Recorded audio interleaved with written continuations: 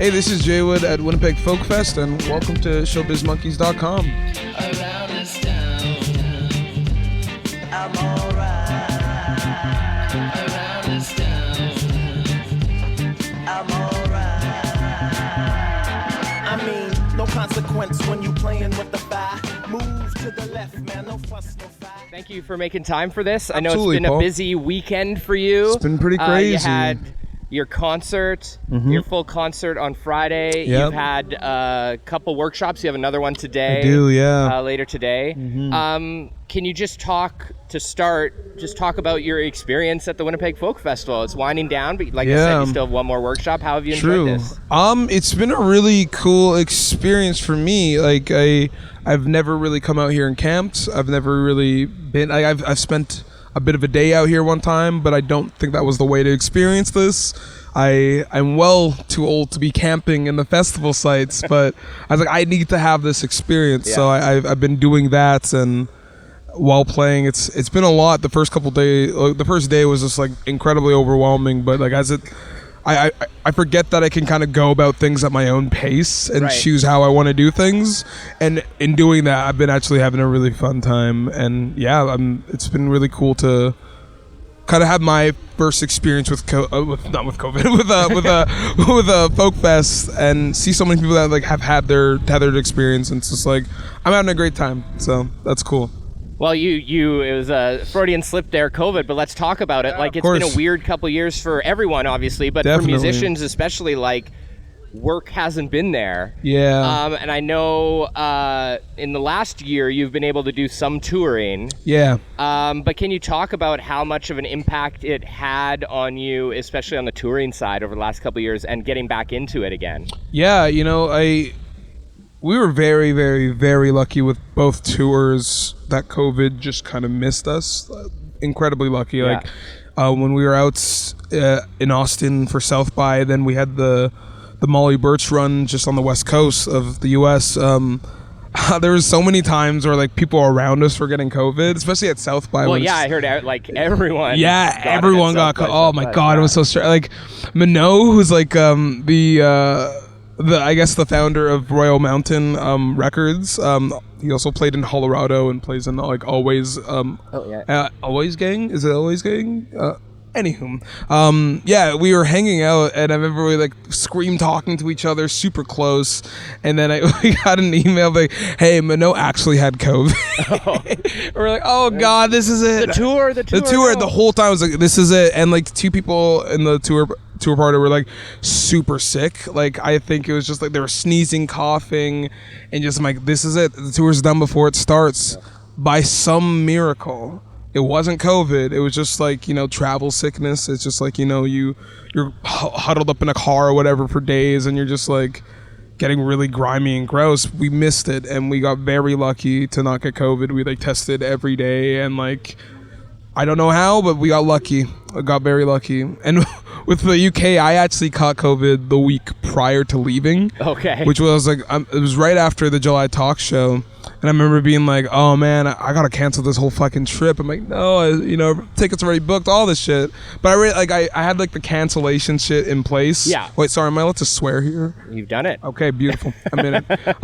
Yeah, I had all the cancellation stuff just kind of set up, and I was like, I don't want to do this. We're so far in it. We got to do it. And then thankfully, I was testing negative by the time you're leaving. The day or two before we left. Yeah. And that was really great. So you just lucky. Well, with July Talk, like you were supposed to play with them Yeah. in December, right? Exactly. And yeah. then they had to cancel they had they to did. get holed up in Winnipeg because they got it here. Yeah, and they have a massive touring party. Yeah. Like they have a whole, like, their band is like 5 members, and they have 4 or 5 members, and they have such a huge tour party of like crew and everything. It's like everyone. When we were talking to them, it's like everyone is doing their absolute due diligence, but things still happen. It doesn't matter. Just the times, unfortunately. You can be as careful as you want, but things can go bad still. Well, one thing you've managed to do over the last couple of years is, I don't know if it's because of COVID and having more time or whatever, but you put out an album last year, and you've got a new album coming out already this year in a couple weeks. Yeah. Or not less than that. Next week. This upcoming week. Yeah, actually, What day is it? Is it Sunday? Shit, it comes out on Friday, dude. like That's this crazy. What? So Wild. can you talk about the process of writing that music, and did like isolation affect your writing in any way, or was it just you were able to still get together with the people you need to get together for all this? Yeah, so yeah, like I put out the EP, the Some Days, last year. Yeah. And that for me was like just like giving myself a win of just like, I know these songs, let me just make them pretty and put them out there just to have something to kind of keep me occupied, because I wasn't feeling ready to start writing new music at the time. But it almost kind of influenced the new music, and going back and looking at my older songs, I was like, oh man, I had some ideas here. Like I was doing stuff that I should probably try to reconnect with again. And like, yeah, in doing that, it was easy to finish the EP, and then I started writing the next album. Like it was a very fragmented. Like I guess I started it. The first song I wrote for it was in like 2019. And it just sat there. I was like, I don't know what this is. It's just kind of happening. And then when the pandemic hit, it was just like, I'm just going to keep going. Like I had this I had like a existential crisis when I put out my first album, Time. I was like, oh my God, what do I do now? The album's out. Like I spent years doing this thing, you know? It's like, now what? Am I just the music guy? Do I just do it again? And I'm like, oh God, this is horrible. But like, I was really proud of the fact that despite so many things to stop it from happening, it's like that thing came out. Yeah. I really, like, it was fully for me, and I could care less about what people thought or think about the album. It's like, that thing to me is like a triumph in so many ways. And like, the second one, yeah, I think isolation, I found the pandemic to be such a boring thing to write about. It's just, it's not interesting in my opinion. It's like, I don't want to ever mention the pandemic in music. It's like, we all know. Like, you know, it's like there's not much else that could be said about it. It's like, yes, I was away from things. You know, I'm connecting with, like, we get it. You know, we all feel that. So I was using that as a time for just kind of healing more than anything. You know, I had lost my mom prior to the pandemic hitting back in 2019. And I was actually I was talking to Andy Schaft about this yesterday. I was like, you know, for me, the pandemic came at a time where it's like, I don't want to be around people. Yeah. It's like, I'm not isolating. Like, this is something that's happening to me. Yeah. And I'm very lucky for that, because I needed this. And it's like, I have the excuse, I need to not be around people. Yeah, you don't have to come up with a reason. Exactly. It's like, I can't. Totally. And yeah, you know, even in working, in sitting in, you know, like in the space of just like creating again and like making music again, I was like, man, what am I writing about? And the idea, like, well, the future is so blurred right now, it's like completely just an anomaly. I'm like, well, I'm just gonna go back, I'm just gonna like go through my past, and I'm gonna try to like piece that together and figure things out as best that I can, try to make connections, and just like, yeah, you know, by the end of 2020 I like started going to therapy. And yeah, I think more than anything, it's just the second album's about growth. Yeah. Because I was just seeing it happen rapidly. And I still see it happening. And it's gross and uncomfortable. But it's good. It's good. It's good. It's very good. As a human being, and it's also good as an artist and as a writer and a musician. You're absolutely because, right, like, Paul. you have stuff to write about. You have Totally. stuff going on in your head that Exactly. you can put onto the page, put out in a recording on the stage. So. That's exactly it, you know? It's just like you want to see the progression in your life through the art you create, maybe. It's like, oh, here's where I was. And that's, you know, even the idea to put out the EP, my first body of work ever, like this is the first thing I've ever written right next to the newest thing I've ever done. Yeah. Shows the biggest form of contrast possible. It's like, this is where I was, here's where I am. And I'm not, like, since I finished the album a year ago, it's like, that's not even where I'm at now. Yeah, exactly. Which is scary, because I haven't started writing new music. And like, once the album's out, it's like, oh shit, I can start writing again. Yeah. Like, I could actually start making. And you have all these, like, you maybe haven't been thinking about the song part of it. Yeah. But you know that there's experiences in life there. That's exactly it. Will make for great. Just something. Yeah. Just something, yeah. I think that's exactly it. And it's intriguing, it's scary, but it's the process. Leading up to this album release next week, over the spring, I've noticed you put out a lot of music videos. Yeah. And we were talking before starting recording here about how you have this interest in film and being involved with film more. Yes. And I suspect there's a correlation there. You like using the visual medium to get your work out there. Definitely. Can you talk about like the different processes, putting some of those together, and the different people you worked with, and what that experience was like? Yeah, totally. I think I kind of got I got a taste of that while doing a lot of the visual stuff for some days. Like, I've always loved skits. I've always just loved like just random things, and thankfully due to the pandemic there was just grants just for like digital content. So it's just like, all right, I'm just gonna do skits to help promote the album. And I was like, man, these are so fun. I fucking love just film, and I love video, and I love the whole package of like the art thing. It's like you convey what you're saying visually so people get the whole thing. And with this new album I have a whole script, and I even sent it to Ian. I was like I have a whole 16-page script that is the whole album essentially. It's the whole story playing out of the album. And if you read the script while listening to the album, you'll be like, oh shit, okay, there's depth here. And I think I had a whole plan for all the videos to kind of be this one thing, but due to scheduling and due to like changing, like one had to do a video on tour, which was really tricky to kind of keep that brain going. But it's like, oh, we just got to work with what we have here. Was that the one with the flowers? Actually no. That wasn't Manitoba. No, that wasn't Manitoba. Just Saying is the one that we shot on tour. And that was in Austin. Okay. And it's I like God is a Reptile. I feel like we had an idea of like set like world building and trying to like set. I want to just kind of set the tone for the album. That's why like there's a lot of biking in it. That's why there's a lot of just like trippiness to it, and just like a lot of just like surrealism to it. And I think with Just Saying, it almost kind of carried over in a way, like maybe subconsciously it carried over. It's a little silly, but it's also fun, and it's like goofy, and it's a really cutesy video, but I think it still kind of captures that vibe of like the journey still happening, still some biking in it, which is really beautiful and great.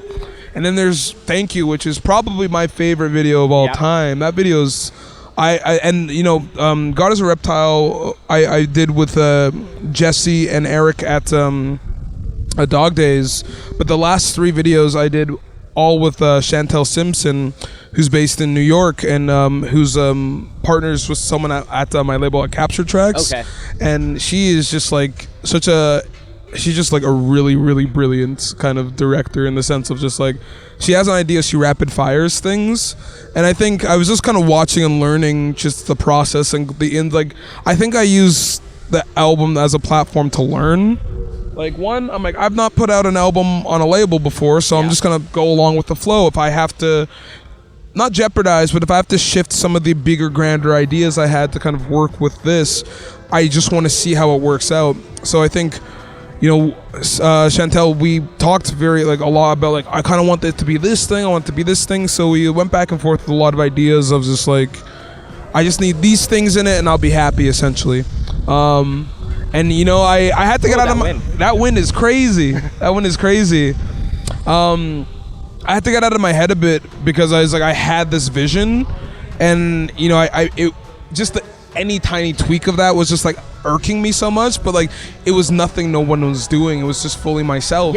But like in going through the process, I was just learning. I'm like, moving forward in the future, I would very much like to be at the helm of that, like at all points being like, it looks like this because of this, and I'm shooting videos on my own or with a team. Like I've been talking to my manager about like setting up a production team just so I can do it on my own and have a little more independence of it, because I'm a nerd for that shit. Like one of my favorite artists of all time is Tyler, the Creator, and like world building at its finest. It's just like you see you see what you hear, essentially, and I think that's so cool, and I think that's so inspirational.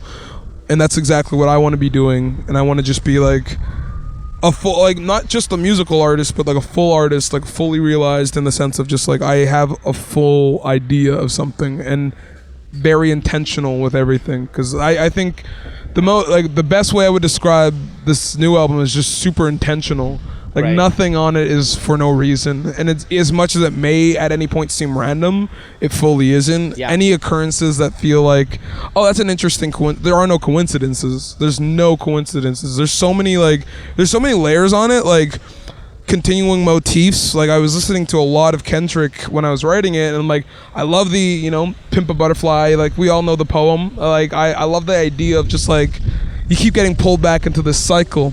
And I think that's kind of the theme of the album, of just like you hear like these things that are just like, oh man, I keep doing this to myself. I almost don't want to give it too much away. Yeah, I don't. people gotta listen. People gotta listen, and I really wouldn't, like, if you're gonna listen to it in one shot if you could.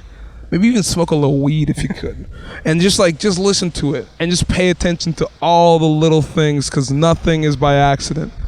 And it's so many callbacks, so much. It's just I'm just so stoked about it. There's something, and you know, nothing wrong with people that don't operate this way. Of course. But there's something special about a complete album. Yeah. Like as a whole. Yeah. And you still see it, but Yeah. you see it less than we used to. Yeah. And so I appreciate that you have that thought process of like, I want to listen to this in Front to back. whole. 'Cause my favorite albums.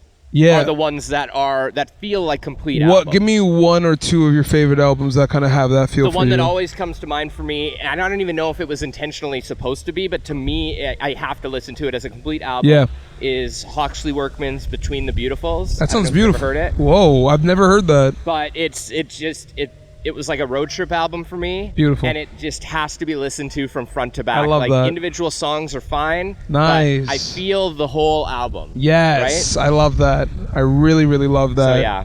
No, in recent years I've really come to appreciate the album as a whole. Like I've never really liked the idea of putting out a song album, you know what I mean? Yeah. Like, I've just a bunch of songs I liked, and just here it is. It's like, I feel like that could be like for me, I'm like, I know I could do more with that. Yeah. And I feel like making these songs fit this package and just putting together, like, because when you do that, I think you lose the opportunity to just like tell a story, or like to just like, for me, the best albums are the ones where I'm like, yeah, the front to backs, you know? It's like, where it's like I hear one song from it, I'm like, fuck, I gotta go listen to it. I gotta listen to the whole thing. And there's a lot of albums like that. Well, what's the one for you? You asked me. You know, fair. You know, in recent years, I'm gonna say Tyler the Creator's last album, Call Me If You Get Lost, was really amazing, like in that sense. But like another one I'd have to say is Cleo Soul's Mother. Okay. That album is just so beautiful. Like anytime I hear one song from it,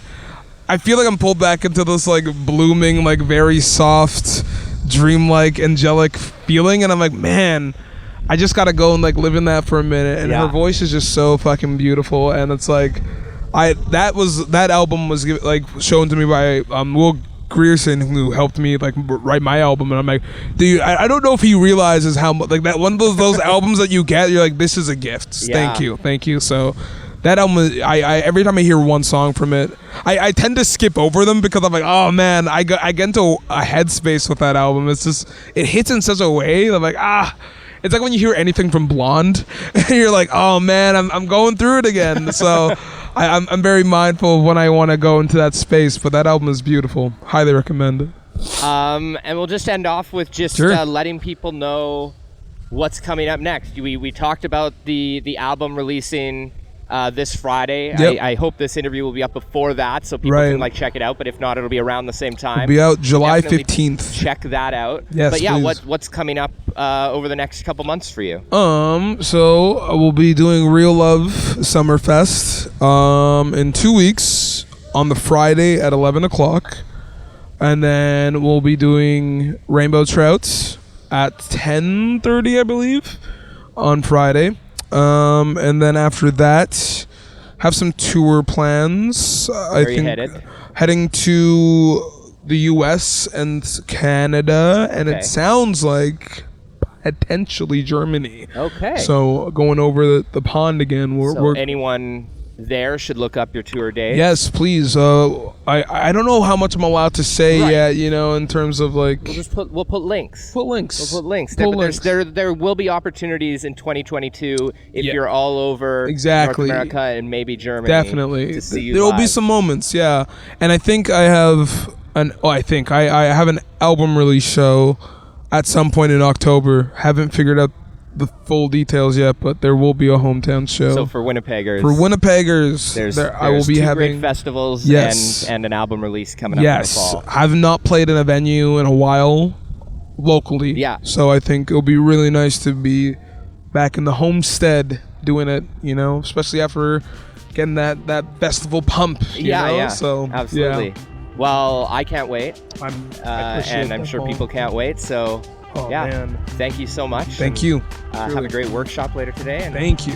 Happy Folk Fest. And happy Folk Fest to you.